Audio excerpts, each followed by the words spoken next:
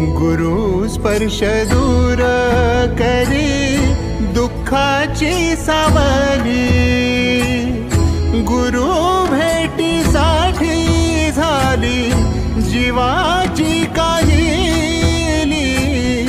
भक्त तुझा गुरुदेवा पुरता अटला, भेटला विठ्ठल माझा, भेटला विठ्ठल।